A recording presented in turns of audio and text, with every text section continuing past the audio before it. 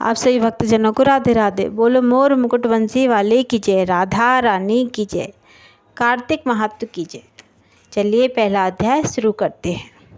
सूत जी कहते हैं कि जब श्री कृष्णचंद्र से बातचीत करके नारद जी विदा हो गए, तब हर्ष से प्रसन्न मुख सत्यभामा श्री कृष्ण से बोली, हे नाथ, मैं धन्य हूँ, मैंने आप सब कुछ कर लिया, मेरा जीवन सफल हो गया और मेरा जन्म के निदान मेरे माता पिता भी धन्य हो गए, जिन्होंने मेरे जैसी त्रिलोक सुंदरी कन्या को जन्म दिया।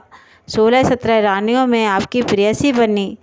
मैंने विधान पूर्वक आप आदिपुरुष के साथ वह कल्प वृक्ष नारद जी को अर्पण कर दिया था, जिसकी वार्ता पृथ्वी लोक के मनुष्य नहीं जानते। आज वही कल्प वृक्ष मेरे आंगन में विद्यमान है। मैं त्रिलोक के धीश भगवान श्री कृष्ण की प्रिय पत्नी हूँ। हे मधुसूदन, आज मैं आप से पूछना चाहती हूँ कि यदि मेरे ऊपर आपका अनुराग हो तो विस्तार से कहिए, जिससे मैं अपनी आत्मा का कल्याण कर सकूँ। आपका और मेरा विछोर कल्प पर्यंत भी न हो सके। सूत जी बोले। सत्यभामा के यह वचन सुनकर मंद मंद मुस्कुराते हुए श्री कृष्ण सत्यभामा का हाथ पकड़ते हुए कल्प वृक्ष के तले चले गए। सेवकों को बाहर रोककर भाव से हंसते हुए सारे संसार के स्वामी सत्यभामा की प्रीति से पुलकित हुए। श्री कृष्णचंद्र बोले, तुम्हारी भांति प्रिय हमको अन्य रानियां नहीं। मेरे 16-17 रानियों में तुम मुझे अधिक प्राणों से प्यारी हो। तुम्हारे लिए मैं देवताओं के तथा इंद्र के विरोध से किया।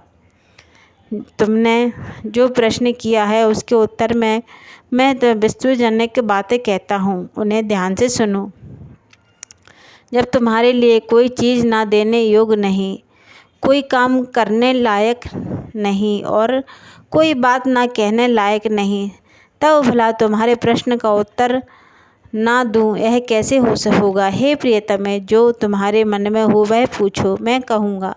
सत्यभामा कहने लगी कि हे नाथ, मैंने पूर्व जन्म में कौन सा दान पुण्य व्रत तप किया था, जिससे मत्स्य लोक में मेरा यह जन्म हुआ तथा आपकी अर्धांगिनी बनी और गरुणगामिनी हुई तथा आपके साथ स्वर्ग आदि लोकों में घूमती हूँ।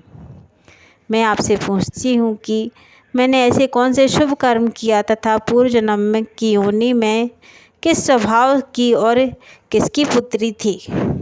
श्री कृष्ण जी ने कहा, हे प्रीतमे, पूर्व जन्म में तुम जो थी मैं तुमको सुनाता हूँ, एकाग्र मन होकर सुनो। यह समय तुमको जो व्रत या पुण्य किया था, किसकी पुत्री थी, वह मैं सब कहता हूँ। सत्यभामा के बीतने पर सतयुग के बीतने पर त्रेता युग में माया नगरी में अग्निहोत्र तथा देव वेदांगों को जानने वाले देव शर्मा नामक एक ब्राह्मण रहता था। वह नित्य अभ्यागतों की सेवा, हवन और सूर्य की आराधना करता था। अतएव दूसरे सूर्य के समान तेजस्वी तथा बुढ़ापे में उसकी गुणवती नामक एक पुत्री हुई। सयानी होने पर उसने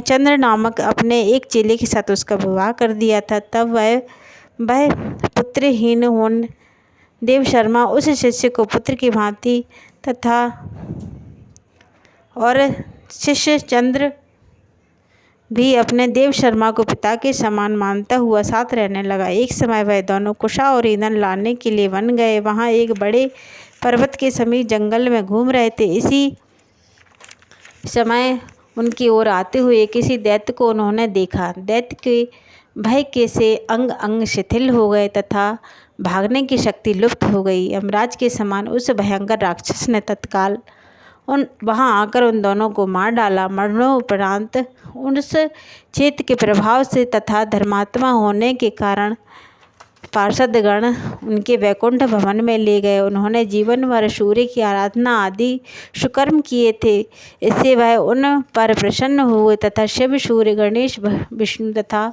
दुर्गा की उपासना करने वाले प्राणी मेरे लोक में प्राप्त होते हैं। जैसे वर्षा का पानी समुद्र के बाहर चला जाता है, एकमात्र होता हुआ भी एक काल कर्म के वेद से 5 तरह का हूँ। जैसे अकेले देवदत्त, बालक, भ्राता तथा आदि उनके नामों से पुकारा जाता है। जब वे वैकुंठ धाम में आए तो विमान पर चढ़े हुए सूर्य के समान तेजस्वी हमारे ही जीवन स्वरूपवान तथा दिव्य चंदन तथा माला धारण किए हुए वे वहाँ मेरे पास रहने लगे। आप सभी को राधे राधे। कथा अच्छी लगी हो तो चैनल को सब्सक्राइब करें, लाइक करें, शेयर करें। राधे।